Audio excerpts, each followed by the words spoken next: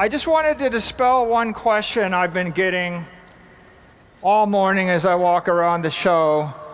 People are asking me whether or not I'm still bullish on Bitcoin. And I would like to, just clarify that I am more bullish than ever on Bitcoin. The future's bright. So, we're here to talk about what we see in the future. And you've spent a career in institutional investment and capital markets, looking at it from the point of view of an investor. And I spent my career attempting to attract money from people like you, running a company in the public market. And so I think we're both half of the coin, and that's why I was excited to talk with you today. So in my mind, I got three main areas. The political, macroeconomic, regulatory environment, what's going on there in the next year to 2 years. And the second is the capital markets and what's going on with large pools of money, the people running the trillions and trillions of dollars, I guess hundreds of trillions of dollars. And then the third is technology. And of course, you love technology, you know the capital markets. We both have political opinions. Yes. Okay. So why don't we start with politics and regulation and economics? What do you see as we look forward, and how do you think it's going to affect Bitcoin? Well, I think the most interesting thing that's happened, and we met someone from Mississippi, I think a congressman from Mississippi, and I'm seeing the politics around Bitcoin changing radically because it has become, the single issue that some people are voting on, and this is bipartisan. And even where we've moved in St. Pete, because people know that I'm very Bitcoin focused, the politicians have come to me and said, I want to pull together a room of Bitcoin enthusiasts, and I really want to learn from them what they want from us. Think about that.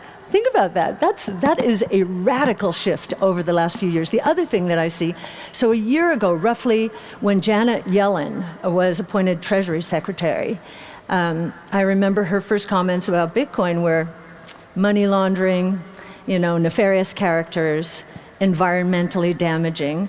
And then 2 weeks ago, someone's whispering in her ear, and we talked about this, you think it might be Gary Gensler.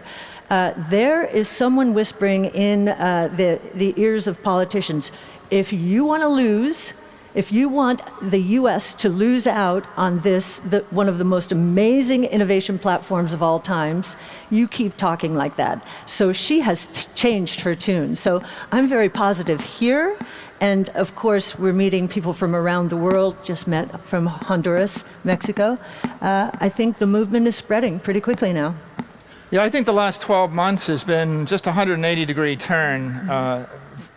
If you roll back 12 months, you had so many smart people that had a lot of money and power saying, Bitcoin looks too good to be true. It's so good, someone's going to ban it. Right? We heard that. And I think a couple of weeks ago, with the executive order, what we had was the President of the United States giving a green light to Bitcoin.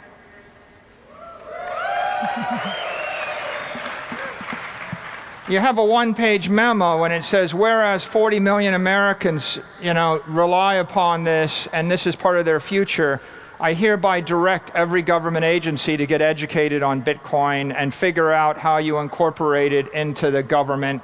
And I think that if I scan the last 100 years of history, and I ask, when's the last time the President of the United States directed the government to embrace a new asset class?